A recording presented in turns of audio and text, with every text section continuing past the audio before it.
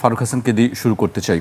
আমরা সম্প্রতি দেশের বিভিন্ন জায়গায় দেখেছি যে বোমার একটি আতঙ্ক। বরিশালে বোমা বিস্ফোরণ ঘটেছে, সাভারে প্রেসার কুকার বোমার ঘটনা আমরা দেখেছি। এর আগেও আমরা একাধিক সাভারেও সেই একই প্রেসার কুকার দেখেছি। কারণ কি হঠাৎ আবার এর মধ্যে আবার কয়েকটি জায়গায় জঙ্গির আস্তানায় সন্দেহে তাদেরকে ঘিরে রাখা হচ্ছে বাড়ি। এই বিষয়গুলো কেন হঠাৎ করে আপনার কি মনে হয়? আসলে দেখেন, এই যে আপনার বোমাতঙ্ক, বিভিন্ন জায়গায় ককটেল বিস্ফোরণ এবং বিভিন্ন জায়গায় বোমা সদৃশ বিভিন্ন বস্তু ইতিমধ্যেই বেশ কয়েকবার উদ্ধার করেছে আইনশৃঙ্খলা বাহিনী। তো এইসব দেখে আমার কাছে মনে হচ্ছে যে ওই যে পুরাতন খেলা যেটা আমরা আওয়ামী লীগের আমলে বারবার দেখতে দেখতে ত্যক্ত বিরক্ত হয়েছিলাম বা হয়েছে ওই সময়, ঠিক একই খেলা এখনও মানে কিছুটা খেলার পায়তারা মানে শুরু করেছে। এবং এটা যে আমাদের পার্শ্ববর্তী দেশের প্রেসক্রিপশনে করা হচ্ছে এটা একবারে নিশ্চিত। আপনি জানেন যে কিছুদিন আগে আপনার ইন্ডিয়ান হাই কমিশনার আমাদের মাননীয় প্রধানমন্ত্রীর সাথে সাক্ষাৎ করলেন।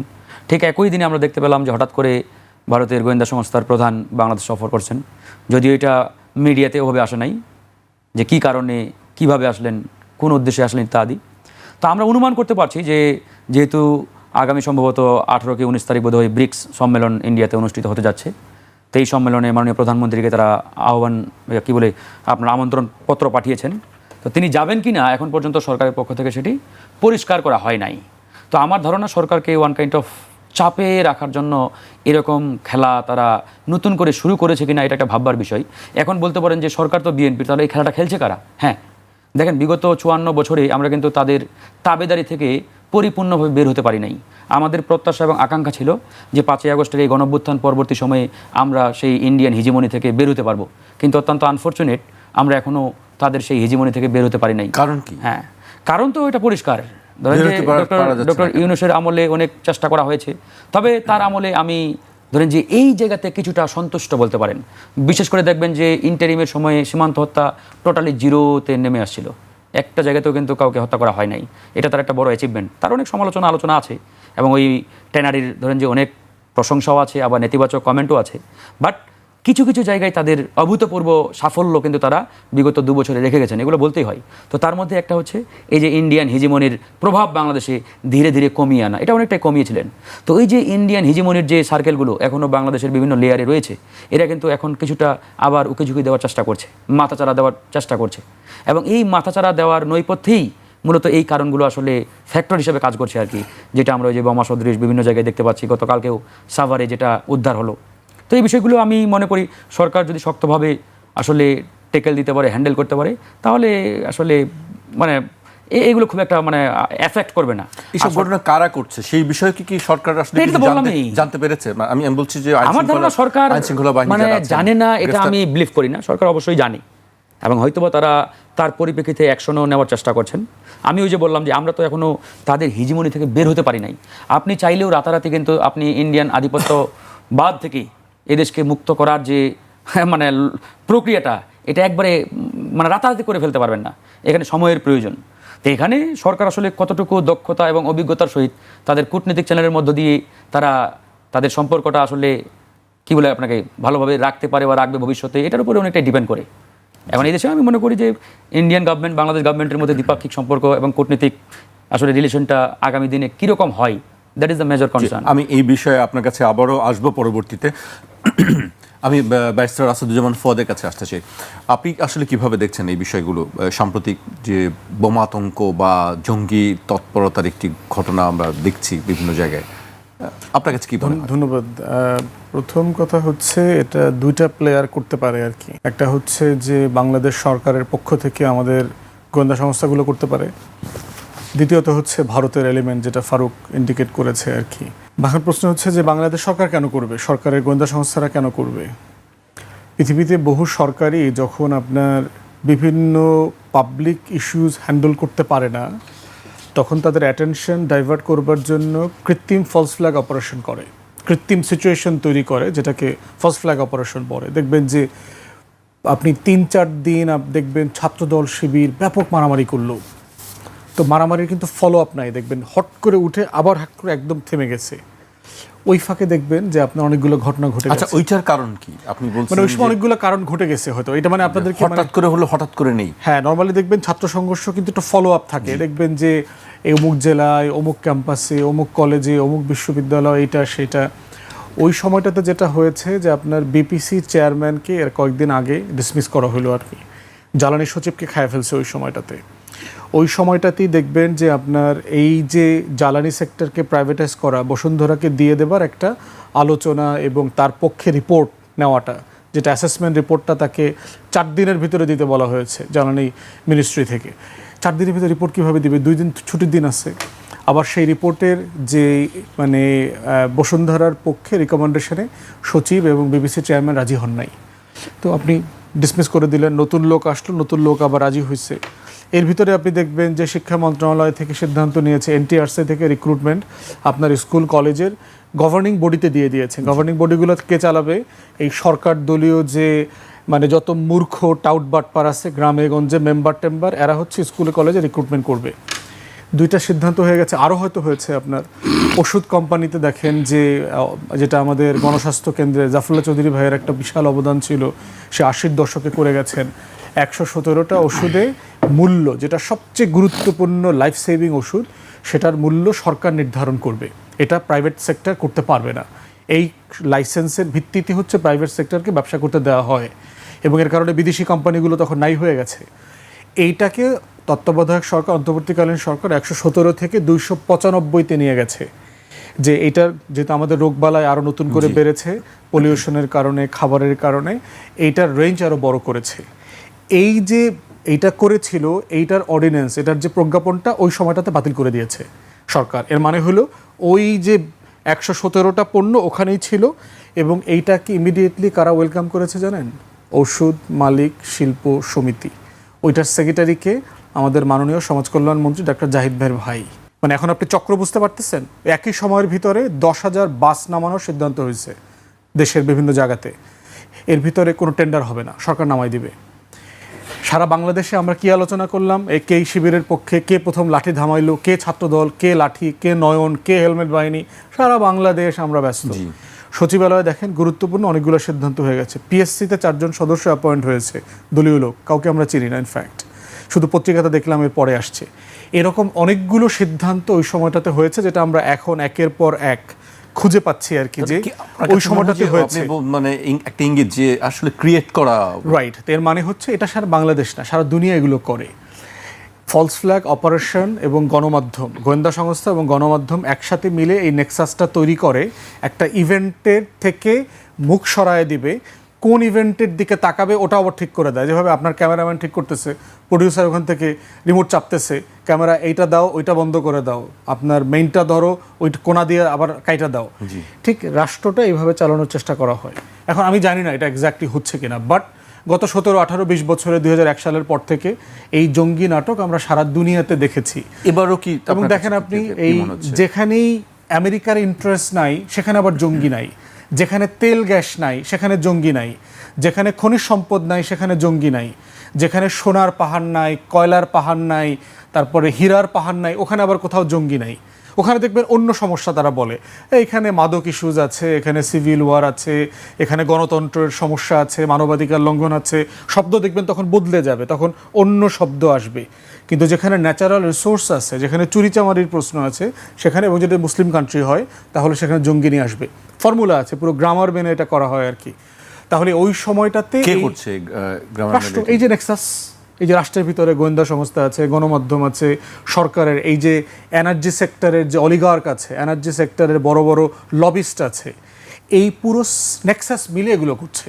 এবং এই নেক্সাসটা শুধু দল কেন্দ্রিক না, এটা সব দলের সময়। মানে যে সময়টাতে বাংলাদেশ সবচেয়ে বেশি গ্যাস উত্তোলন করেছে, আমার সাপ্লাই যখন সবচেয়ে বেশি ছিল, ওই সময়টাতেই আপনি এলএনজির ব্যবসাটা আবার প্রমোট করার লাইসেন্স দিয়েছেন। মানে আপনি এটা তো যায় না তো 2016-17 সালে বাংলাদেশ সবচেয়ে বেশি গ্যাস উত্তোলন করেছে বিভিন্ন কারণে। ওই সময়টাতে আপনি লাইসেন্স দিয়ে বর্তমানে মার্কেট আপনি প্রায় 30% মার্কেট এলএনজিকে দিয়ে দিয়েছেন। মিলল না তো। আপনার যখন গ্যাস সংকট থাকবে তখন না এলএনজি ইনক্রিজ করবে, আপনার উত্তোলন ভালো, আপনার সাপ্লাই ভালো, বাপেক্স ভালো ভালো এক্সপ্লোরেশন করতেছে, আপনি ওটাকে ফার্দার এক্সটেনশন না করে, ডেভেলপ না করে প্রসেসটাকে হল্ড করে দিলেন, হল্ড করে মার্কেটে ক্রাইসিস তৈরি করলেন, ক্রাইসিসের মধ্য দিয়ে একটা বিকল্প আমদানির ব্যবসা তৈরি করলেন। এবং এই প্রত্যেকটা ক্রাইসিস দেখেন, সরকার যে তেলের ক্রাইসিসের কথা এর আগে দেখলাম না আমরা যুদ্ধের পরে, গ্যাসের ক্রাইসিস, পাম্পে হাবিজাবি কত কিছু নাইটাই দেখলাম। যেই আপনার 1 লক্ষ 2 লক্ষ মেট্রিক টন দুইটা কোম্পানিকে ব্যারেল আনার অনুমতি দিয়ে দিল, অখ্যাত দুইটা কোম্পানি ইংল্যান্ডের এবং সুইজারল্যান্ডের, দেখবেন পাম্পের লাইন সব চলে গেছে। সরকার থেকে শুরু করে অন্তর্বর্তীকালীন সরকার আমাদের বিপিসির, পেট্রোবাংলার সব হিসাব বলছে দেশে তেলের গ্যাসের কোনো সংকট তখন ছিল না। যুদ্ধ শুরু হওয়া মানে তো সংকট না, আমার তো একটা সাপ্লাই চেইন আছে, আমার অলরেডি নিজস্ব মজুদ আছে, যে জিনিসটা অলরেডি পাম্পে চলে গেছে সেখানে কেন লাইন তৈরি হবে? এর সাথে বিবিসির লোক দায়ী জড়িত, পেট্রোবাংলা, জ্বালানি মন্ত্রণালয়, সরকারি দলের নেতাকর্মী, যারা সাপ্লায়ার আছে, এই ব্যবসা বাণিজ্যের সাথে জড়িত পুরো লবিস সেকশন, পুরো নেক্সাস জড়িত। এবং এই জিনিসগুলোই হচ্ছে ওই যে জনগণের রাষ্ট্র কবে হবে, ওই যে আধিপত্যবাদ, এখানে তো নিজস্ব আধিপত্যবাদও আছে, ব্যবসায়ীদের আধিপত্যবাদের প্রশ্ন আছে। এই যে দেখেন কদিন আগে দেখলাম সামিট গ্রুপের 3rd টার্মিনাল করার অনুমতি দিয়েছিল টেন্ডার ছাড়া আপনার আওয়ামী লীগ সরকার। অন্তর্বর্তী যেটা 2টা টার্মিনালের কথা বলা হচ্ছে না, এলএনজি যেখানে আপনার করা হয়, ফ্লোটিং টার্মিনাল মহেশখালীতে, 3টা করবার জন্য দিয়েছিল সামিটকে কোনো টেন্ডার ছাড়া। এইটা এসে বাতিল করে দেয় অন্তর্বর্তীকালীন সরকার। এটাও আবার এই সরকার গত কয়দিন আগে আপনার ওই বাতিল আদেশ যেটা, ওইটা আবার তুলে নিয়েছে। তার মানে আপনি সামিটকে আবার করতে দিচ্ছেন। সামিটকে এই কুইক রেন্টালের প্রথম দিককার যারা বড় বড় অলিগার্ক, সামিট তার ভিতর একটা। তাহলে এখন এই জিনিসগুলোকে থেকে মুখ ফেরানোর জন্য এটা করা হচ্ছে কিনা, এটা একটা বড় ব্যাপার, যেটা আমাদের দেশের গোয়েন্দা সংস্থাগুলোই করেছে। যেই দেশের গোয়েন্দা সংস্থা দেশের হাজার হাজার মানুষকে মেরে ফেলছে, মারার পরিবেশ তৈরি করছে, গুম খুনের সাথে জড়িত, তারা এই ছোটোখাটো ঘটনা কেন করতে পারবে না? হয়তো এটা অবিশ্বাস করার কোনো জায়গা নাই, হতে পারে। দ্বিতীয়ত যেটা করতে পারে, ভারত দায়ী, দায়ী এটার সাথে। কিভাবে? আপনার মনে থাকার কথা যে আমাদের সেনাপ্রধান এনডিসিতে একটা বক্তব্য দিলেন গত 2-3 মাস আগে, যে চিটাগং কক্সবাজার বেস আমাদের যে পরিমাণ মাল্টি রোল এয়ারক্রাফট দরকার, এটা আমাদের নাই। তো আমাদের যে 2030-এর আপনি জানেন যে আধুনিকায়নের একটা পরিকল্পনা আছে আমাদের সামরিক বাহিনীর, সেখানে আমাদের মাল্টি রোল কমব্যাট প্লেন দরকার এগুলো। তো এটা দিয়ে আসলে কি ইঙ্গিত করা হয়েছে? পাকিস্তানের যে F-17 আছে, থান্ডার, JC প্লেন বানাইছে চায়না, এই ধরনের যে মানে খুবই অত্যাধুনিক, যেগুলো F-35কে চ্যালেঞ্জ করতে পারবে, এই ধরনের মারণাস্ত্র অথবা সমরাস্ত্র আমাদের ভান্ডারে যোগ হওয়াটা জরুরি, যেটা উনি কারেক্টলি পয়েন্ট আউট করেছেন ন্যাশনাল ইন্টারেস্টকে সামনে রেখে। কয়েকদিনের ভিতরে আপনি দেখলাম আমার ইন্ডিয়ান মিডিয়াতে সব জায়গাতে আমাদের বিমান বাহিনীতে টিটিপির লোক পাওয়া গেছে, তেহরিকি তালিবান পাকিস্তানের জঙ্গি পাওয়া গেল, আমাদের বিমান চালায়, আমাদের যারা বিমান বাহিনীতে জব টপ করেন, এরকম বহু লোকের খোঁজখবর পাওয়া গেল। তালেবান থেকে, আফগানিস্তান থেকে যেন কে আসছে, এক লোক ভিজিটে আসছে, তার ব্যক্তিগত কারণে আসতে পারে না মানুষ, তার এই জঙ্গি টঙ্গি বানায় নাটক টাটক করলো। ওই ঢাকা বিশ্ববিদ্যালয়কে উর্দু ভাষায় গালি দিচ্ছে, তারা পাকিস্তানি বানাইলো, লোক আসলে ইন্ডিয়ার লোক। তো এই দুষ্টামিগুলো করে মিডিয়া আমাদের তো দালাল আওয়ামী লীগের এবং ভারতের গোলাম পোষ্য সাংবাদিক গণমাধ্যম আছে, তারা দিন রাত এগুলো ছাপানোর চেষ্টা করলো। এখন টিটিপিকে, তেহরিকে তালিবান পাকিস্তান হচ্ছে ইন্ডিয়ান রয়ের হয়ে যারা পাকিস্তানে, পার্টিকুলারলি বেলুচিস্তানে, আফগান সীমান্তে যারা যত রকম দুষ্টামি আছে, আল কায়দা টাইপের দুষ্টামি, বগদাদি স্টাইলের দুষ্টামি, আইসিস স্টাইলের দুষ্টামি, এগুলো তারা করে দিন রাত। পাকিস্তান ইরানের ভিতরে ঝামেলা লাগাবে, পাকিস্তান আফগানিস্তানের সাথে ঝামেলা লাগাবে, কেওয়াস লাগাবে, এবং তাদের অসংখ্য কমান্ডারকে পাকিস্তান গ্রেফতার করছে। ইন্ডিয়ান এয়ারফোর্স এবং তাদের আর্ম ফোর্সেসের অফিসাররা পর্যন্ত গ্রেফতার হয়েছে, তারা এখন পাকিস্তানের জেলে পর্যন্ত আসে, তাদের ফাঁসির আদেশ পর্যন্ত হয়েছে। তারপরে ইন্ডিয়া আইসিজেতে গেছে, ইন্টারন্যাশনাল কোর্ট অফ জাস্টিসে গেছে, আইসিজেতে গিয়ে মানবাধিকারের প্রভিশন ইনভোক করে মামলা করেছে। তো এই কাজগুলো যারা করছেন, সেই কমান্ডাররা স্বীকার করছেন যে আমাকে টাকা দেয়, আমাদেরকে ট্রেনিং করতে নিয়ে গেছে বিভিন্ন ক্যান্টনমেন্টে, এর অস্ত্র এখানে আসছে, থেকে নিয়মিত তারা ভাতা পায়। সেই মানুষগুলো সংগঠন হচ্ছে টিটিপি, নাম কি? তালেবান। দেখলে কি মনে হবে যে ওই তালেবান আফগান তালেবানদের একটা ভাই বেরাদারের সংগঠন। তো যারা জিহাদ ব্যবসা করে, বাংলাদেশের হুজুররা আছে অনেকে জিহাদ ব্যবসা করে, এরা অনেকেই দেখবেন এই চিটাগং কক্সবাজার এখান থেকে মানে ওই পাঠায়, মানে চালান পাঠায়, লোকের চালান, জিহাদ ব্যবসায়ী চালান পাঠায় ওই টিটিপির হয়ে যুদ্ধ করতে। বাংলাদেশে অনেক তরুণ কিন্তু পাকিস্তানে যুদ্ধ করতে গিয়ে মারা গেছে, তালেবানদের হয়ে যুদ্ধ করতে গিয়ে মারা গেছে। টোটালটা হলো রয়ের ফাঁদ।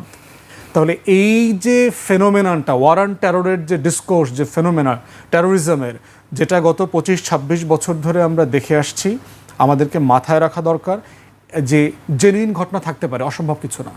যে কোনো সমাজে প্রান্তিক চিন্তার লোক আছে, আমার ইটিভি ভালো লাগে না, আমি গিয়া এটা বুলডোজ করে দিতে চাই, এটা কেউ ভাবতে পারে, একটা সমাজে এরকম মানুষ থাকতে পারে। কিন্তু এইটা থাকায়, চিন্তায় থাকা এক জিনিস, ক্ষোভে থাকা, বক্তব্যে থাকা, ফেসবুকে স্ট্যাটাসে থাকা, এর মানে এটা না এটা একটা অর্গানাইজড ফোর্স আয়শা ইটিভির দালানটা বুলডোজ করে দিয়ে যেতে পারবে।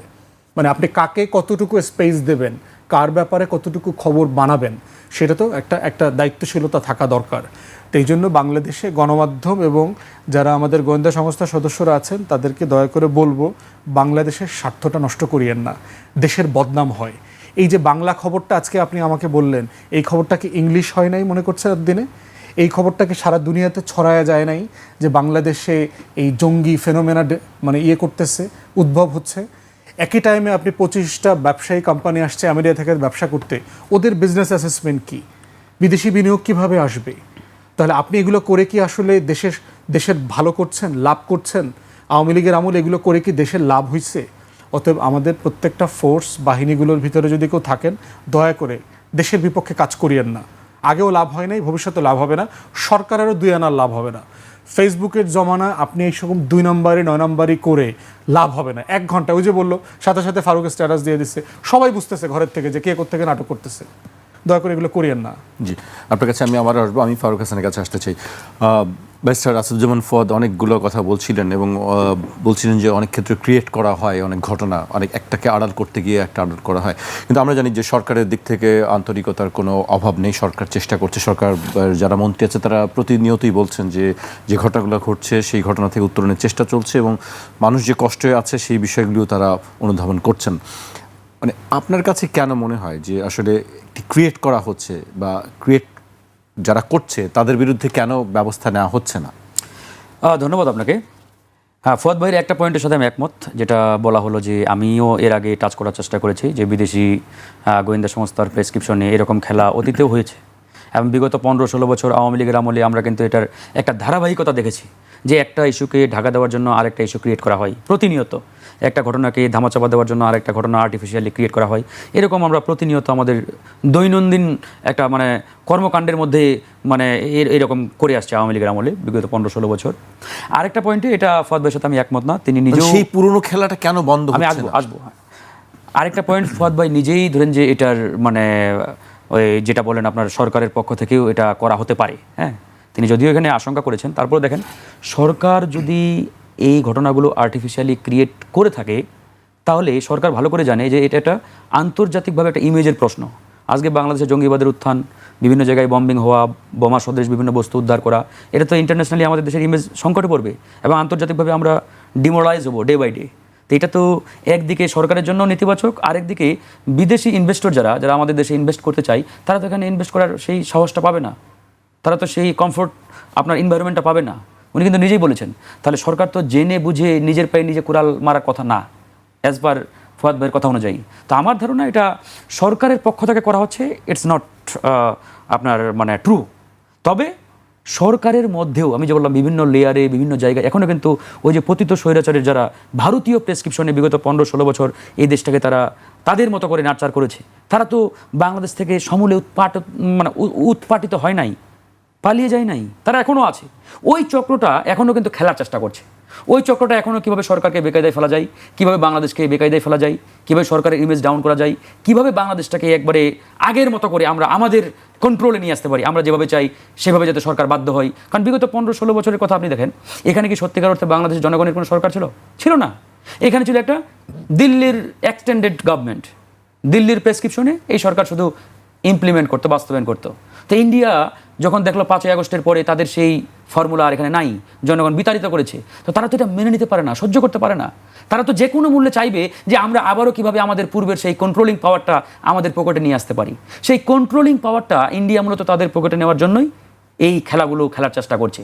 এই জন্য আমি বললাম যে সরকার এখানে কতটুকু দক্ষভাবে এই ঘটনাগুলোকে আসলে কন্ট্রোল করতে পারে, এগুলোকে ধরেন যে আপনার ডিল করতে পারে, that is the major concern. এই জন্য আমাদের সরকারের দিকে তাকিয়ে থাকতে হবে, সরকারের দিকে দেখতে হবে, সরকারকে অবজার্ভ করতে হবে। সরকার দ্যাট মিনস সরকারের যে অর্গানগুলো যারা এই ফাংশনে কাজ করে, এই জন্য আমাদের সময় দরকার। আর একটা বিষয় দেখেন, এইটার সাথে আমি একমত যে একটা ঘটনাকে ধামাচাপা দেওয়ার জন্য আরেকটা ঘটনা আর্টিফিশিয়ালি ক্রিয়েট করা হয়। যেমন আমার ভাই যেটা কিছুক্ষণ আগে বললেন, কয়েকদিন আগে আমরা দেখলাম হঠাৎ করে বিভিন্ন ক্যাম্পাসে ছাত্রদল ছাত্র শিবিরের মারামারি। শুরুতে আমার কাছে এটা কেন জানি মানে হঠাৎ করে হলো আবার নেই। তারপরে আবার হঠাৎ করে দেখলাম আলিয়া মাদ্রাসায় টানা 2 দিন চললো এরকম লন্ডভন্ড অবস্থা। তারপর দিন আবার শিবির এবং ছাত্রদলের নেতারা একে অপরকে কোলাকুলি করে তারা ওটা সমাধান করে ফেললো যে না, আমরা এখন থেকে একসাথে পথ চলবো, সহাবস্থান আমরা নিশ্চিত করবো। তো দ্যাটস গুড, এটা আমরা চাই সবসময়। তাহলে কি এমন হলো যে 2 দিন আগে আপনারা একবার লাঠি সোটা হেলমেট পইরা একবারে একে অপরকে দমানোর জন্য মাঠে নেমে গেলেন? তো রহস্য কিন্তু এখানে, কারণ আপনাদের মধ্যে যদি দা কুমড়া সম্পর্ক থেকে থাকে বা থাকতো, তাহলে কিন্তু এই ঘটনাটা সমাধান হওয়ার কথা না, মিনিমাইজ হওয়ার কথা না, চলমান থাকার কথা। বাট তারা সমাধান করে ফেলেছে, আমরা স্যালুট জানাই, ধন্যবাদ জানাই তাদেরকে, উভয়কে, ছাত্র শিবির এন্ড ছাত্রদল উভয়কে আমরা ধন্যবাদ জানাই, কারণ এইরকম ঘটনা আমরা দেখতে চাই না। আরেকটা বিষয় দেখেন, এই যে জ্বালানি সংকট, এই জ্বালানি সংকট কিন্তু শুধুমাত্র বিএনপির আমলেই যে শুরু হলো বিষয়টা এমন না, এর আগেও ছিল। বিশেষ করে বিগত 15-16 বছর আওয়ামী লীগ কি ক্রিয়েট করা না, আসবো, বিগত 15-16 বছর আওয়ামী লীগ তো এই জ্বালানি সেক্টরকে পুরোপুরি ধ্বংস করে দিয়েছে, পুরোপুরি। আমার ভাই আরেকটা কথা বলেছেন না, ওই যে বিদ্যুৎ কি বলে আপনার ওই ঔষধ নীতির কথা, এই ঔষধ নীতি সরকার যখন বাতিল করে দিল কয়েকদিন আগে, আমরা প্রতিবাদ করেছি।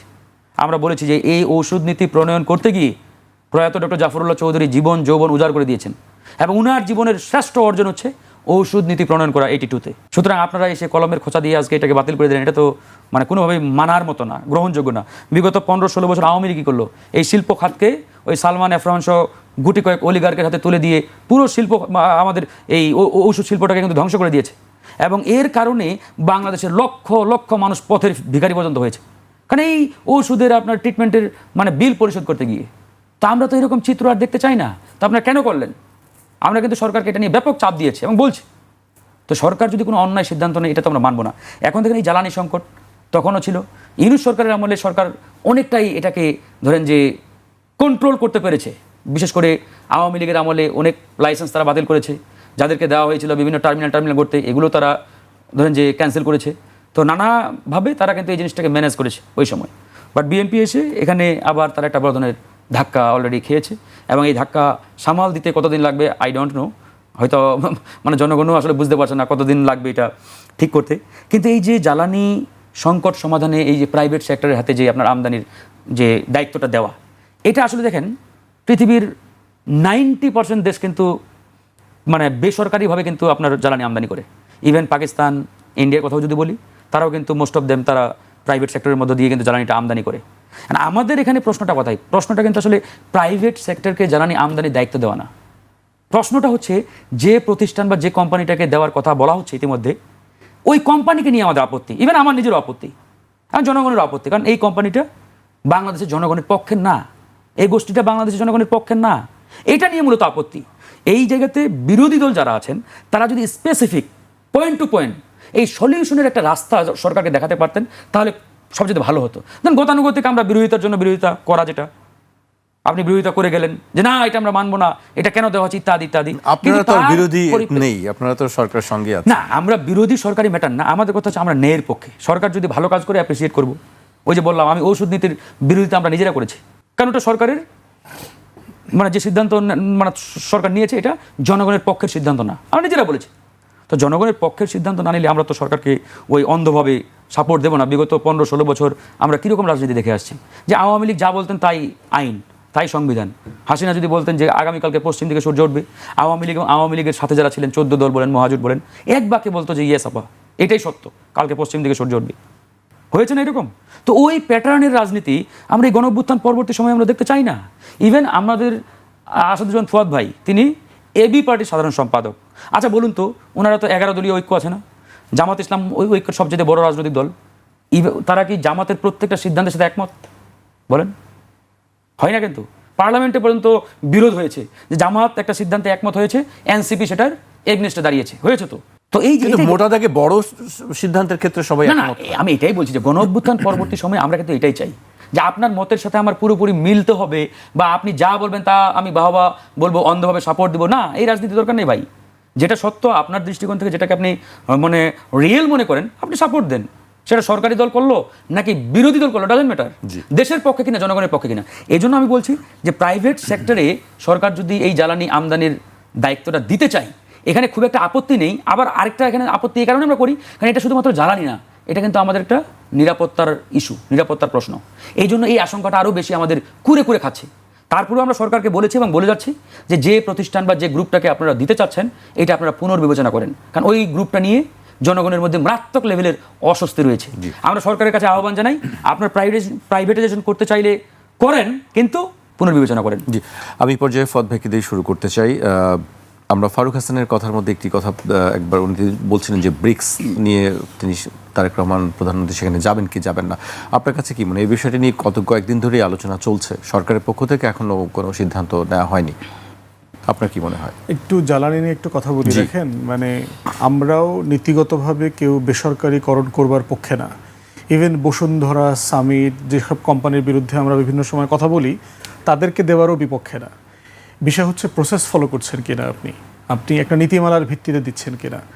যে কোনো সরকারি কোম্পানিকে বেসরকারি খাতে দেবার যুক্তিটা কি থাকে, যে এটা ইনএফিশিয়েন্ট, এটা কার্যকরভাবে কোম্পানিটা চলছে না, চালাতে পারছে না, এইটা একটা লুজিং প্রপার্টি, এখানে লাভ হচ্ছে না, সরকারের প্রচুর ঘাটতি দিতে হচ্ছে, তাহলে আপনি রাইট জায়গাতে প্রসেস ফলো করে প্রাইভেটাইজেশন করবেন অথবা সেল আউট করে দেবেন, কিছু একটা করবেন।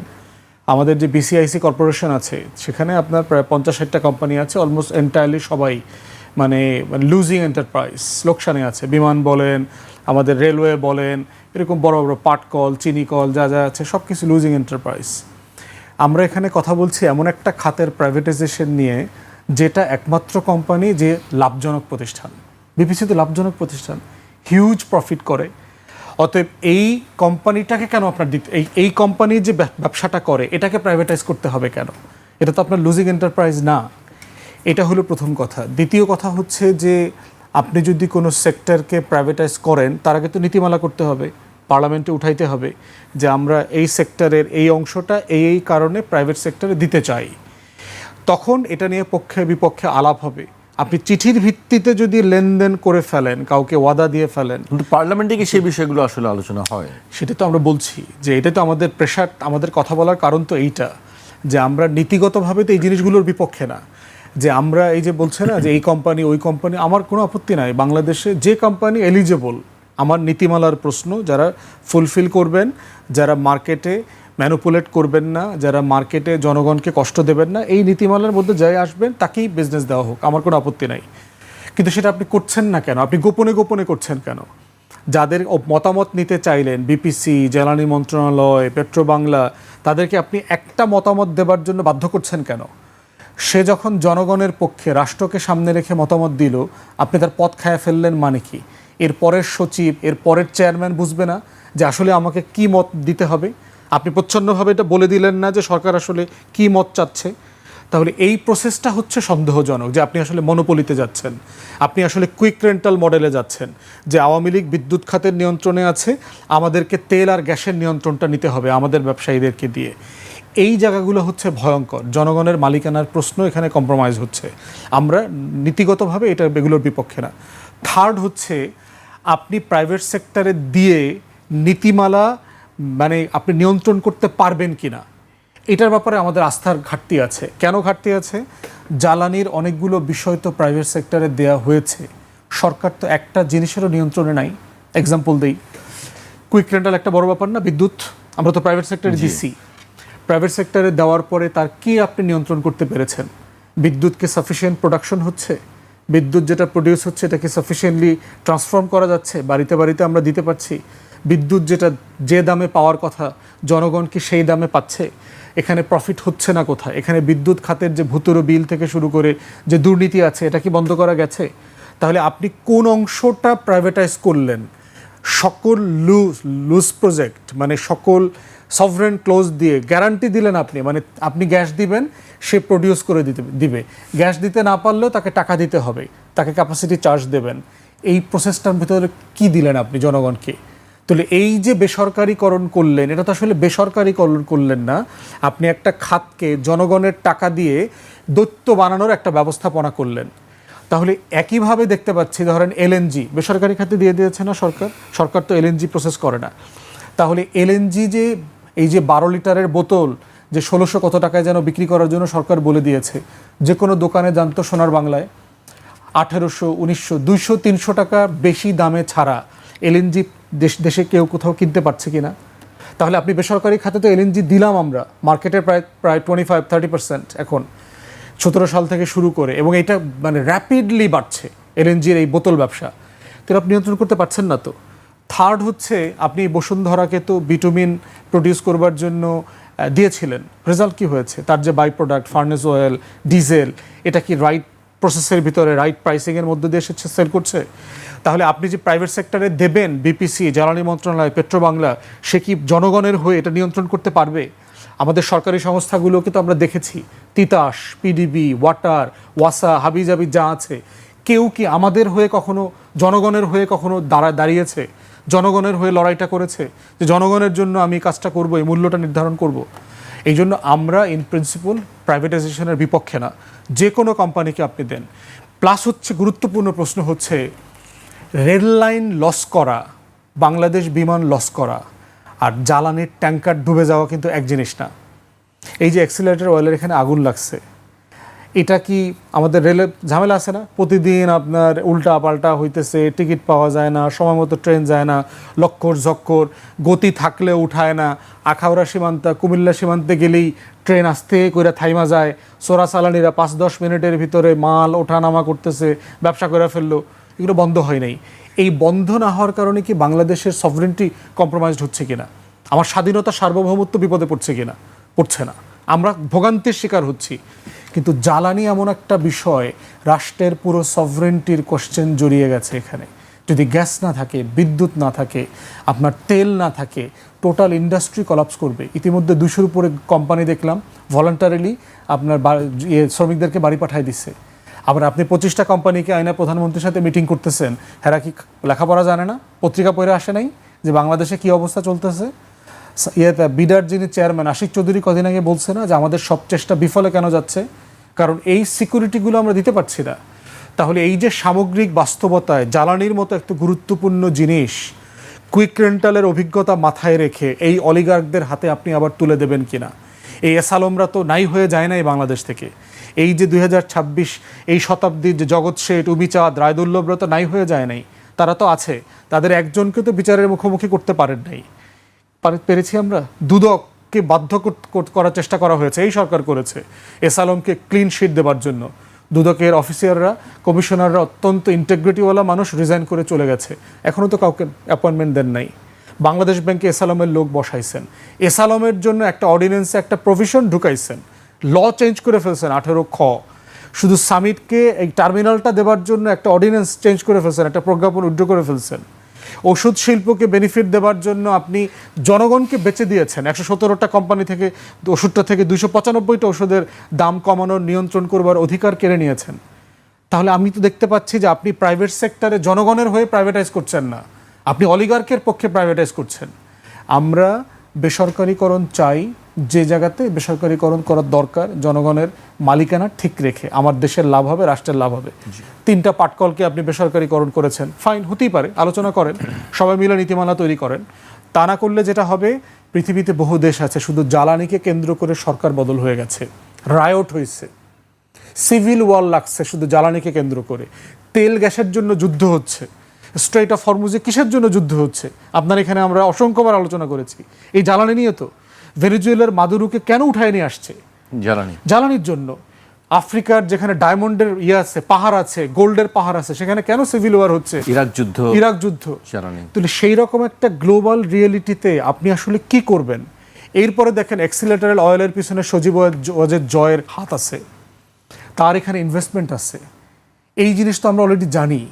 এরপরে হচ্ছে আপনি সামিট গ্রুপ থেকে শুরু করে বসুন্ধরার সবাই আওয়ামী লীগের আমলের বেনিফিশিয়ারি। এই কোম্পানিগুলোর সাথে কি ইন্ডিয়ার ইনভেস্টমেন্ট নাই? আওয়ামী লীগের এসালমের লুটের টাকার ইনভেস্টমেন্ট নাই মনে করেন? থাকতে পারে না? তাহলে আপনি এই জিনিসগুলো মাথায় রেখে সিদ্ধান্ত নিতে হবে। না আপনি নতুন সম্ভাবনা, নতুন মার্কেট প্লেয়ার তৈরি করবেন, যে প্লেয়াররা কম্পিট করবে নিজেদের ভিত্তিতে। কোন জ্বালানি এমন একটা জায়গা যেটা নিয়ে খেলবার সুযোগ নাই। আপনি চাল ডাল 2-4 দিন না খেয়ে চলতে পারবেন। এই যে পচা চাল দিছে না ভারত, আপনি ফেরত পাঠাই দিচ্ছেন, তো ফেরত পাঠাই দেওয়ার কারণে কি বাংলাদেশে দুর্ভিক্ষ হয়েছে? কিছু হয়নি তো। আমাদের কিছু ভোগান্তি হইতে পারে, দাম 2-4 টাকা 5 টাকা বাড়তে পারে, কিন্তু তেল গ্যাস বিদ্যুৎ কি জিনিস? আদানির কাছে যে আমরা এই যে রিলায়েন্ট হয়ে গেলাম, 25 বছরের জন্য দেশ বেঁচে গেল, এখন এই যে 1,500, 2,000, 3,000 মেগাওয়াট বিদ্যুৎ না দিলে কি হবে? আমার এখন শর্টেজ আছে 3,500, 12,000 13,000 হচ্ছে, আদানি তার থেকে 1,500-2,000 মেগাওয়াট দিচ্ছে, কালকে যদি না দেয় কি করতে পারবেন? ধরেন বললো যে ওইখানে আমার কয়লার ওইখানে আগুন লেগে গেছে, আপনি যা তো দেখতে পারবেন না, দেখতে পারবেন? বিদ্যুৎ উৎপাদন বন্ধ হয়ে গেল 2,000 মেগাওয়াট, তারপরে কি হবে? কোনো জবাবদিহিতা? আপনি বসুন্ধরা তবু তো দেশের ভিতরে আছে, পুলিশ পাঠাইতে পারবেন দেখার জন্য, আদানির ওখানে তো কিছু পাঠাতে পারবেন না। তাহলে কাঠামোগতভাবে আমরা চাই যে এই জিনিসগুলো পার্লামেন্টে আলোচনা হোক, ক্রস পার্টি এগ্রিমেন্ট হোক, দেশপ্রেমিক জ্বালানি বিশেষজ্ঞ যারা আছে তাদের মতামত নেন, তাদের মতামতের উপরে ভিত্তি করে দীর্ঘমেয়াদী আলোচনা করে সমাধান করা দরকার। না হলে যেটা হবে আমদানি নির্ভর, লুটেরা নির্ভর প্রজেক্ট হয়ে যাবে, যেটা আমাদের কারোর জন্য মঙ্গলজনক না। জি, আপনার কাছে আমি আবারও আসবো, আমি ফারুক হাসানের কাছে আসতে চাই। অনেক দীর্ঘ বক্তব্য শুনলাম, আমরা আসলে এক বিষয় নিয়ে আলোচনা করতে গিয়ে অন্য অনেক সমস্যার মধ্যে ঢুকে গেছি, কোনটা নিয়ে রেখে কোনটা কথা বলবো সেটি আসলে কি বিষয়। আপনার কাছে কি মনে হয় আসলে এই যে জ্বালানির কথা বলা হচ্ছে, সারা দেশের আমরা যে পরিমাণে লোডশেডিং দেখছি, মানুষের দুর্ভোগ চলছে, এর থেকে আসলে কিভাবে মুক্তি পাওয়া সম্ভব? ধন্যবাদ। এটা আসলে সময় সাপেক্ষ এবং শুরুর দিকে সরকারের দায়িত্বশীল মন্ত্রী যারা রয়েছেন তারা যদিও বলেছেন যে কোনো সংকট না ইত্যাদি, এগুলো স্রেফ জনগণকে একটু ঠান্ডা রাখার জন্য বলার জন্য বলা, বাট বাস্তবতা অনেক কঠিন এবং জটিল। জনগণ তো ঠান্ডা হচ্ছে না, গরমে এটা ট্রু, এটাই তো বলে। ইভেন কালকেও মিনিস্টার বক্তব্যে বলেছেন যে আরও স্বাভাবিক হতে আমাদের 8 থেকে 10 দিন লাগবে, স্বাভাবিক হতে, সমাধান না কিন্তু স্বাভাবিক। হ্যাঁ, তো সেই জায়গা থেকে আমার যেটা অ্যানালাইসিস, জ্বালানি সংকট সমাধানে সরকার ধরেন আরও 2 বছরের, মানে কম না বেশিই লাগবে টাইম আমার ধারণা। এই অবস্থা চলবে না, তারা তো কিছুটা স্বাভাবিক করার চেষ্টা করবে, বাট আমাদের যে মূল সংকট, এই সংকট আপনি অ্যাটলিস্ট আরও 2-2.5 বছরের আগে আপনি এটা সমাধান করতে পারবেন না। তার মধ্যে দেশে কি হয় না হয় সেটা তো আরও আরেক আলোচনা, সেটা দেখা যাক। ফুয়াদ ভাইয়ের কথাগুলোর সাথে অনেকটাই আমি একমত। কি হয় না হয় আবার এটা আরেকটা আশঙ্কার কথা আপনি বলছেন। আশঙ্কা দেশে তো আমাদের কখন কোন ঘটনা ঘটে, যে বললাম এক ঘটনাকে ধামাচাপা দেওয়ার জন্য আরেক ঘটনা এখানে তৈরি হয়, ক্রিয়েট হয়। তো এই ঘটনা তো চলমান একটা প্রক্রিয়ার মধ্যে পড়ে গেছে অলরেডি। আরেকটা বিষয় দেখেন, এই যে উনি যে কথাগুলো বললেন যে নীতিমালা প্রণয়নের মধ্য দিয়ে সরকার যদি এটাকে বেসরকারীকরণ করে আমাদের কোনো আপত্তি নেই, দ্যাটস গুড, এবং এটাই মানে হওয়া উচিত এবং হতে হবে। তো এইটা নিয়ে তারা যদি সলিড একটা প্রপোজাল সরকারকে দেয় বা বলে, তাদের জায়গা থেকে, তারা পার্লামেন্টেও আছে, পার্লামেন্টের বাইরেও বক্তব্য দেয়, কথা বলে, তাহলে সরকার হয়তো এই দিক দিয়ে সিদ্ধান্ত নিতে পারে। বা সিদ্ধান্ত না নিলে ধরেন যে পার্লামেন্টেও এর বিরোধিতা হবে, বাইরেও হবে। তো এইরকম সলিড পরামর্শ সরকারকে দেওয়া উচিত আমি মনে করি। শুধু ধরেন যে মাঠে ময়দানে বিরোধিতা করার জন্য বা ধরেন যে বক্তব্যের জন্য বক্তব্য দেওয়া, এখান থেকে বের হয়ে আসা দরকার বলে আমি মনে করি। কারণ গণ অভ্যুত্থানের পরে আমাদের ওই রিয়েল প্রবলেম সলিউশনের যে মানে আপনার রাজনৈতিক যে অবস্থা, এখানে আমাদের ঢোকা দরকার। আর কত আমরা ওই আগের সিস্টেমে চলবো, আগের সিস্টেমে আমরা কথার মধ্যে বক্তব্য এর মধ্যে ঘুরপাক খাবো। এখন আমাদের সমাধানের দিকে ঢুকে, কারণ এই দেশটা তো আমাদের। আজকে দেখেন, সরকার যদি এই জ্বালানি সংকট সমাধান করতে না পারে, বিপদে কে পড়বে? সরকার না, বিপদে পড়বে দেশ। দেশটা তো আমাদের সবার, সরকারি দলেরও দেশ, বিরোধী দলেরও দেশ। তো শুধু আলটিমেটলি দেশের জনগণ বিপদে পড়বে, আমরা সবাই পড়বো। তো সেই জায়গা থেকে আমাদের সবাইকে আসলে কোঅপারেটিভ হতে হবে একে অপরের, এবং সরকারকে ওখানে দেশ এবং জনগণের স্বার্থটা প্রাধান্য দিতে হবে। তারা যদি ওই অলিগার গুটি কয়েক ব্যক্তির হাতে জিম্মি হয়ে যায়, তাহলে তো বলার কিছু নাই, তাহলে আগের মতো যা অবস্থা তাই চলবে। তো আমরা চাই সরকার যাতে ওই সিন্ডিকেট বলেন বা অলিগার গোষ্ঠীটা বলেন, ওদের হাতে জিম্মি হয়ে না পড়ে। কারণ এটা দেশের সার্বভৌমত্বের প্রশ্ন, নিরাপত্তার প্রশ্ন, এটা কোনোভাবেই হালকা করে দেখার কোনো সুযোগ নেই। আমরা শতভাগ একমত এই বিষয়ে। তো সুতরাং এটাকে কঠিনভাবে জনগণের স্বার্থকে প্রাধান্য দিয়ে সরকার যাতে সিদ্ধান্ত নেয়, এটা অবশ্যই আমরা সরকারের কাছে আহ্বান জানাই। আমরা চাই এই সংকট আমরা সবাই মিলে অতি দ্রুত সমাধান করি। জি, আপনি বারবার বিপদের কথা বলছেন যে বিপদে পড়তে পারে। বিপদ আমাদের পদে পদে আসবে, কারণ আমাদের চাই না, আমাদের যে অবস্থা, কারণ আমরা বিপদের দিকেই যাচ্ছি, আসলে ভালোর দিকে যেতে পারছি না। না, এখান থেকে ফিরে আসতে হবে অবশ্যই। আমরা জানি যে সম্প্রতি হেফাজত ইসলাম 9 দফা দাবি দিয়েছে। তাদের 9 দফা দাবি কি আসলে বাস্তবায়ন সম্ভব এই সরকারের কাছে যে দাবি তারা করেছে? হেফাজত ইসলাম একটা অরাজনৈতিক সংগঠন। তারা অরাজনৈতিক জায়গা থেকে বিগত সরকারকেও সম্ভবত 13 দফা না 16 দফা দিয়েছিল বোধহয় আওয়ামী লীগের আমলে। এখন বিএনপিকে 9 দফা, সেখান থেকে তারা কাটছাট করে 9 দফা দিয়েছে, এবং তারা বেশ কিছু যৌক্তিক দাবি নিয়ে আসছে, যেগুলোর সাথে আমরাও একমত। আমরা মনে করি ধর্মীয় দৃষ্টিকোণ থেকে যদি বিবেচনা করি তাহলে এগুলো করা দরকার। বাংলাদেশের যেহেতু আপনার ধরেন যে অধিকাংশ মানুষই মুসলিম সংখ্যাগরিষ্ঠ, সেই জায়গা থেকে তাদের দাবিগুলো সরকার বিবেচনা করতে পারে। ভাস্কর্য নিয়েও তাদের একটি দাবি আছে, সেই বিষয়গুলো আসলে না, ভাস্কর্যের বিষয়ে ধরেন যে সরকার এটা দুটো দিক দিয়ে, এটা দুটো ডেফিনেশন। ধরেন ইসলামী শরিয়ত মোতাবেক একটা ডেফিনেশন আমরা ছোট থেকেই জেনে আসছি, আরেকটা এটা আমরা রাজনৈতিক, সামাজিক, সাংস্কৃতিকভাবে যেটা আমরা করে থাকি। তো সুতরাং এটা নিয়ে বলে বোধ হয় আমার বক্তব্য না দেওয়াটাই উচিত, কারণ ধর্মীয় বিষয় অত্যন্ত সেন্সিটিভ।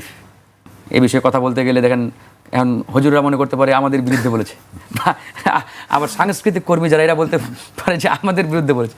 এক জটিল গেরাকল আর কি। ওদিকে না যাওয়াটাই আমাদের ভালো। সরকার চেষ্টা করবে অবশ্যই তাদের দাবিগুলো পর্যালোচনা করে, যেগুলো অবশ্যই খুব দ্রুত মানা সম্ভব, বাস্তবায়ন সম্ভব করবে। জি, আমি ফওয়াদ ভাইয়ের কাছে আসতে চাই। ফারুক হাসান খুব টেকনিক্যালি বিষয়টি আসলে এড়িয়ে গেলেন।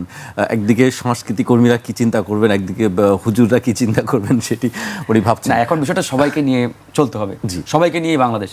এখানে আপনি মনে ধরেন যে একটা গোষ্ঠীকে কখনোই বাইপাস করে বা স্ক্যাপ করে আপনি ধরেন যে কোনো কিছু করতে পারবেন না। জি, কারণ সবারই বাংলাদেশ তো। এখানে যেমন হুজুররা থাকবে, সংস্কৃতি কর্মীরাও থাকবে, হিন্দু থাকবে, মুসলমানও থাকবে। কাউকে বাদ দিয়ে কি আপনি দেশের কল্পনা করতে পারবেন না। তো সুতরাং তারা তো বলছে যে এটি করতে হবে।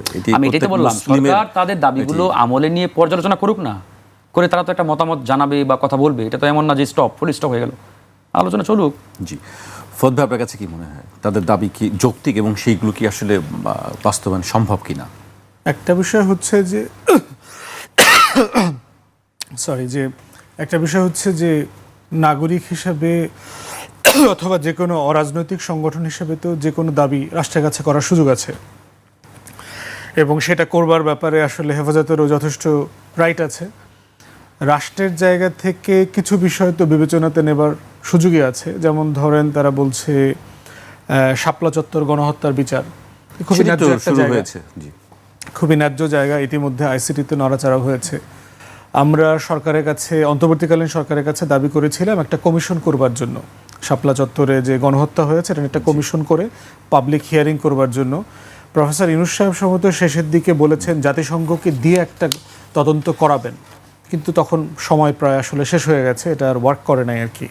তো এটা একটা ন্যায্য জায়গা। 24-এর গণহত্যার বিচার ওনারা চেয়েছেন, ন্যায্য জায়গা। আমরা কারো এই ব্যাপারে দ্বিমত করবার সুযোগ নাই।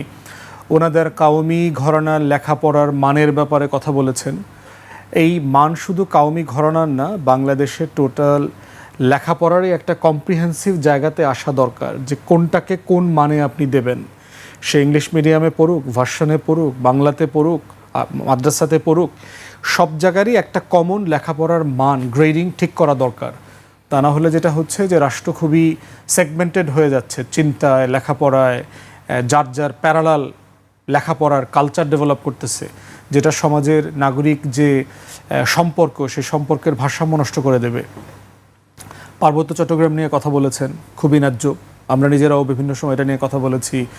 পার্বত্য চট্টগ্রামে গুরুত্বপূর্ণ যে কাজটা করা দরকার সেটা হচ্ছে সকল এনজিও কার্যক্রম নিষিদ্ধ করে দেওয়া দরকার রাষ্ট্রের। এটা একটা ন্যাশনাল সিকিউরিটি থ্রেট হয়ে গেছে। কারণ যেই লেভেলে আপনার খ্রিস্টান মিশনারিরা ওখানে কাজ করছে, অধিকাংশ ছোটোখাটো গোত্রগুলো প্রায় এন্টায়ারটি খ্রিস্টান হয়ে গেছে। দুর্গম পাহাড়ি অঞ্চলের ভিতরে হাসপাতাল, চার্চ থেকে শুরু করে, এবং তারা ওখানে একটা অ্যান্টি মুসলিম সেন্টিমেন্ট সিরিয়াসলি মানে ডেভেলপ করার চেষ্টা করছে। এবং পাহাড়ি জনগোষ্ঠীর সাথে আপনি কথা বললে দেখবেন যে সেটলার বলতে তারা এত ঘৃণিত একটা শব্দ তারা চিন্তা করে যে এরা এসে মনে হয় ওদের দেশ দখল করে ফেলছে, এরকম একটা জিনিস, একটা জেনারেশন তৈরি করছে এরা।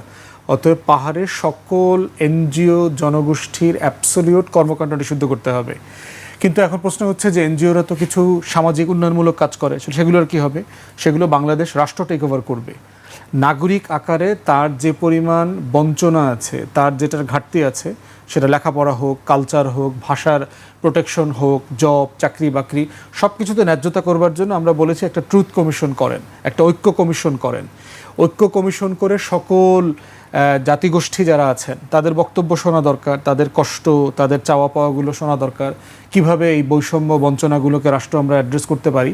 কিন্তু কোনো প্রাইভেট সেক্টর, এনজিও, কোনো ইন্টারন্যাশনাল বডি, অ্যাম্বাসেডার, এদের যাওয়া আসা এখানে নিষিদ্ধ করতে হবে। কারণ এদের যাওয়া আসায় কি হয়েছে আমরা সুদানে দেখেছি, রাষ্ট্রবিভক্ত হয়েছে। ইন্দোনেশিয়াতে দেখেছি রাষ্ট্রবিভক্ত হয়েছে, গৃহযুদ্ধ লেগেছে। সারা দুনিয়াতে এই সুশীল বাংলাদেশের কিছু এই বাম তথাকথিত সেকুলার আওয়ামী টাউটবাটপার সুশীল আছে, এরা বুদ্ধিজীবী, এরা অন্ধকারময় আইনজীবী, এরা হইল আপনার গণমাধ্যম কর্মী, এরা আদিবাসী দিবস পালন করে। হ্যাঁ, আদিবাসী কারা? এই পুরো বঙ্গ, যেটা বেঙ্গল ডেল্টা, পুরোটা মিলায় আদিবাসী কারা? আমরাই তো। তাহলে যে আদিবাসীরা মেজরিটি, তার অধিকার নিয়ে তো আপনার কথা বলার দরকার নাই। আমরা কোত্থেকে আইছি? তারা আমাদেরকে সেটলার বানানোর চেষ্টা করতেছে যে আমরা অভিবাসী, আমরা আইসা ওইখানে বসতি করছি। আমরা কোত্থেকে আইছি? কোন দেশ থেকে আইছি? যেভাবে ইউরোপিয়ানরা গিয়ে আমেরিকা দখল করছে, ইউরোপিয়ানরা গিয়ে কানাডা দখল করছে, ইউরোপিয়ানরা গিয়ে নিউজিল্যান্ড দখল করছে, অস্ট্রেলিয়া দখল করছে, ইসরায়েল বানাইছে, আমরা কোত্থেকে আসছি? আমরা তো হাজার বছর ধরে এখানেই ছিলাম। আমগর বাপ মারা, বাইরে থেকে লোকজন এখানে আসছে, থাকছে, খাইছে, সেটেল হয়েছে, বিয়ে শাদী করছে, আমগর বাপ মার কায়ের রং পরিবর্তন করায় দিছে। কিন্তু এটা তো আমরা তো কোথাও যাইনি, আমরা তো এখানে ছিলাম। তাহলে আমরা তো সেটলার না, আমরা এখানকার আদিবাসী, বেঙ্গল ডেল্টার আদিবাসী।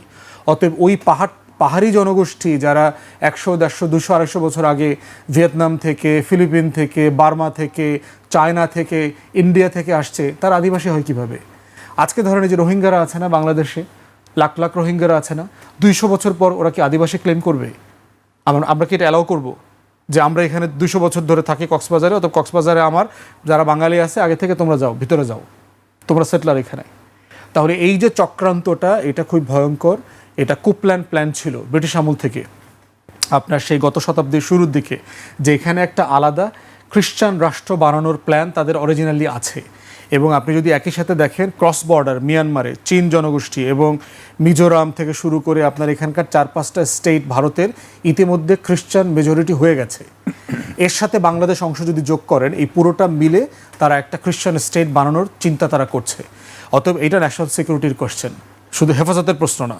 এবং এই দাবিটা স্যাডলি বাংলাদেশের মূলধারাতে আলোচনা নাই, কারণ বাংলাদেশের এই মূলধারার সকল গণমাধ্যম এবং এই যারা বুদ্ধিজীবীরা আছে, এরা সব এই পশ্চিমের দালালি করতেছে, এনজিও ব্যবসা করে, ওর টাকায় খায় এরা।